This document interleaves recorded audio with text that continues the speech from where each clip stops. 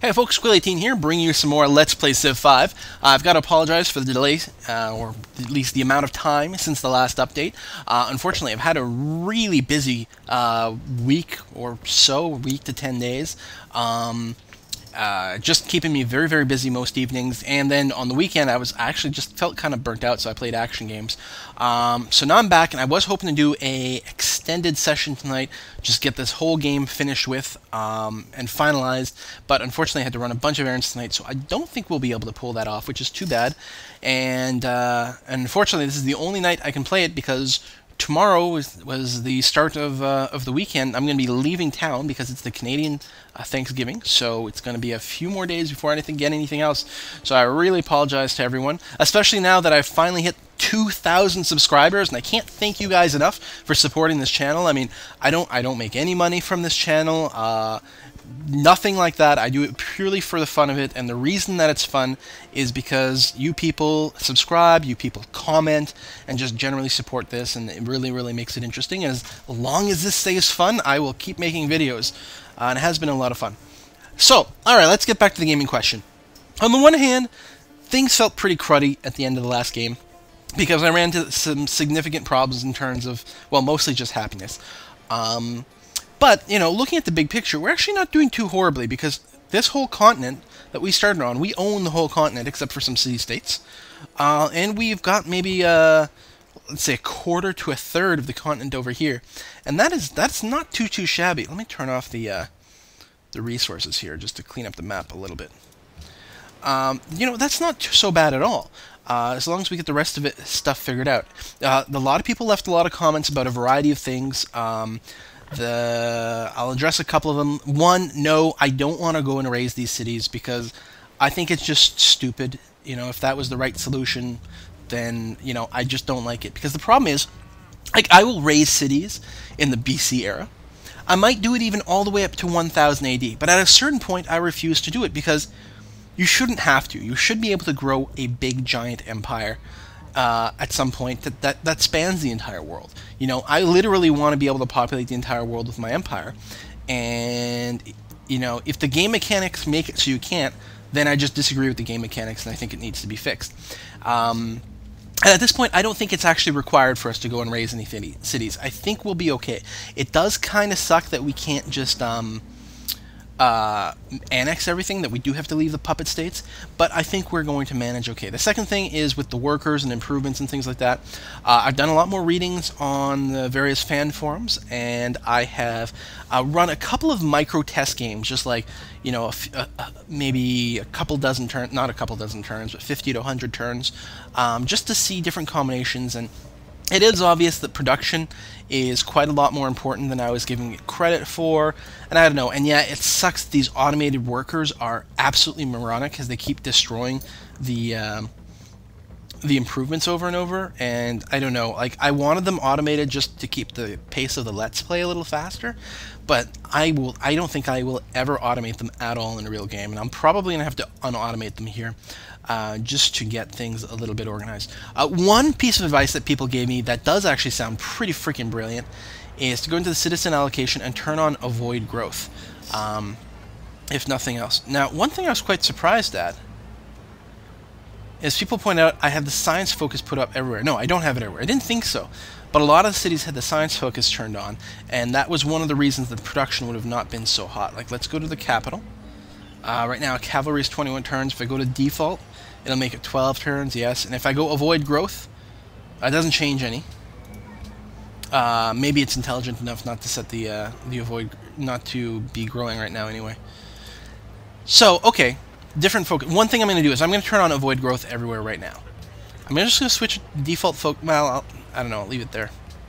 We'll figure it out in a second. Let me just do avoid growth everywhere first. Because we don't want any of the cities growing. And that's it. Those are the only ones that we have control over. Everything else is a puppet. We don't want our cities growing because, well, actually, they're not growing very fast at all right now because we're at -1 happiness. So they're only growing at quarter speed anyway, so any effort in that direction is wasted. Also, the cities growing anymore will just make my unhappiness worse. So I actually don't need the cities to grow at all. So I want them to spend the minimum amount of effort possible farming and growing food. Just make enough food to sustain yourself so you're not starving to death. Otherwise, put all your citizens into something else, either making more money, making more science, making more production, which brings me to the next point. I will be switching my focus here to something, and the big question is what? What direction am I going to put it in? And basically there's two choices that I want to consider right now: science or production. I'm going to focus on one of them and do that everywhere. So the only question is what? And before I get to that, I will address one other idea. This brilliant, crazy idea I saw on the forums. The argument of, once you get to a certain point, screw happiness. Oh, what do you mean, screw happiness? Like, literally, like, let it sink down as low as it can go. It doesn't matter. I thought, that's crazy. Why would you expect... And this was like with a military conquest philosophy, like trying to go for a domination victory. Why on earth would you choose to do this? Well, the argument was, yes, you take a 33% or whatever it is penalty to combat. That sucks, sure. But if you just annex all the cities and have them all spam out military units, yeah, your military units won't be quite as good as they would be if you were happy, but you're going to have 5 times as many of them. I thought, well, that's a pretty good idea, because I only, control, what, 5 cities? 1, 2, 3, 4, 5, 5 or 6. I always do that when I'm just clicking through. I don't remember if I counted the first one or not. I guess 6 cities. And that's not very much in terms of actually controlling the cities, but once you take into account all of my individual cities, I don't know how many I've got, but it looks like 20, 30? I don't know, a crap ton of cities. So I take a 33% loss in combat, and I think I take it when it gets that low. I think I also get a 25% penalty to production.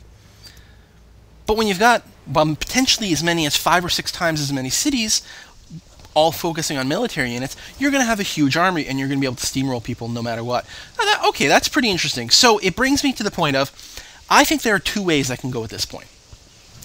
One, I could do that. I could embrace the unhappiness, tell everyone to produce military units with production focused, the city tab over here, production focused, hopefully start getting an army within 10 to 20 turns, and just roll over everyone.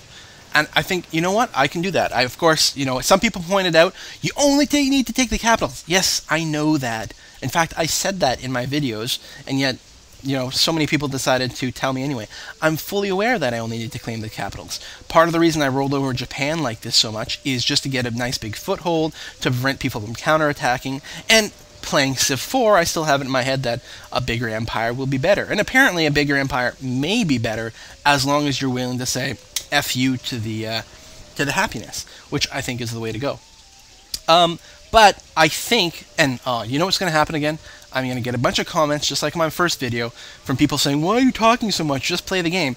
And then the other half of the people are like, oh, that's so awesome how much you talk about the strategy. So, doing these videos, you got to have a thick skin, because the world is full of assholes. There's just no denying it. But the ones who are, like, awesome, I love you guys, and the advice is good. Just be nice. Don't break my heart. Come on. So we've actually got a little bit of setup to do. Oh, yeah, I didn't finish talking about the strategy. One is become unhappy and destroy the world with all your awesome stuff. Strategy 2 is make people really happy and get some nukes, which I think is going to be the route I'm going to take. I don't think it's actually the better route, frankly. I think producing a bunch of units is probably better and will enable me to win faster, but nukes are awesome, right? So I'm actually going to keep people happy, because I think I get a research penalty once I go into unhappiness. I don't remember all the stats that were here before, and I don't want to look it up right now. But I think that once I hit unhappiness, my research will suffer. So my plan is, I am going to pump out, focus on tech, and try to stay relatively happy until I've unlocked the techs that I want, which is atomic theory, to be able to build the Manhattan Project, nuclear fission, to be able to build an atomic bomb, and I'm going to pick up flight so I can get a carrier, because a carrier can carry missiles. Missiles, you don't have ICBMs in this game. Apparently, I haven't actually gotten there, but apparently I won't be able to nuke this continent from my home. I'll have to bring some carriers over to the shore, and then I'll be able to nuke Gao, and I'm assuming Berlin is right over here. I don't think I know it anywhere else. No, I'm assuming Berlin is right in here. And so hopefully I can nuke it from here. I don't know what the range is, but for some reason I'm thinking it's supposed to be like 10 hexes. But we'll find out once we get there. I'm sure if it's in the Civilopedia and it's online, but we will just play it by ear. So yes, I am going to, first of all, I'm going to set all my people back to science focus, but now with avoid growth on. It's going to hurt my production, of course. But, oops, let's go back here and here. So all the cities I have control over will get science focus. And every other city I don't control directly, but the advantage of the fact that my cities have been growing for so long, at least, is that your science is mostly based on your population. No, leave as puppet. I wish you could look into these cities. Maybe you can from another screen. I think I've got... No? Nippur I have. The science, what does it tell me? 3. 3 from terrain, which... Oh, that's right, my trading posts give 1 science, so that's good. 10 from specialists, which are right here. I have 2 science specialists. I think they give 3 by default, and I'm getting an extra 2 because of my social policies, something like that. 8 from population, and then 4 extra from population, which, you know what, I bet is also based on my social policies. But clearly, having a big population means you get a lot of science. So there's, again, a big incentive to having a big empire. Yes, you're going to have higher maintenance because of more buildings. Yes, you're going to have happiness problems. But your science should actually be pretty good versus a small empire. But I probably could have played it a little bit smaller with a little smarter with a smaller empire. So that's that. The last thing I want to do is go to my unit list here. And one, I may want to move my troops around. Now, you know what? Whatever they're doing is probably fine. But I want to cancel all my workers. Hello. There we go. Kind of laggy. I want to stop them from being automated, and I would like to keep them automated for the video just because it keeps the pace a little bit better, but I'm taking manual control of them because I want them to build lots of mines. So right now it's still kind of helpful to have some of these other things, but once I finish my tech, I'm going to be going to hard production mode, and assuming I don't go bankrupt, I just want as much production as possible. At least in a few core cities. Specifically, I'm going to make sure to improve my capital. Probably. I'm just trying to see how many hills we've got here. And forests. Okay, yeah. Oh, they already have lumber mills. That's good. And this is a trading post. Yeah, so this hill... Oh, that's probably all. I want to mine them. Any workers still got turns? Yeah. So you come to this hill right here. And you're going to be building a mine on there. You... and actually, these railroads would be quite nice, so I'll probably end up re-automating them as soon as I'm done setting this up. Yeah, I really want to find out where all the hills are, because I want to mine the hills. That one's already mined. That one's mined. Maybe most of the hills are already mined. Nope, here we go, trading post. And right here as well. Because we want the production to go through the roof, because when we start building our military units, we want them to pump out as quickly as possible. This is a blank hill. That's weird. Totally unimproved. And luckily, they've been pretty good at creating those lumber mills. I'll keep making them, though, because lumber mills are pretty excellent, it seems. Trading post. Now, I got to be careful, because we actually only have 25 income right now. Oh, maybe I shouldn't do this. God damn it. Because my concern is, once we start building units, it's going to increase our upkeep, and we may go into negative money. God.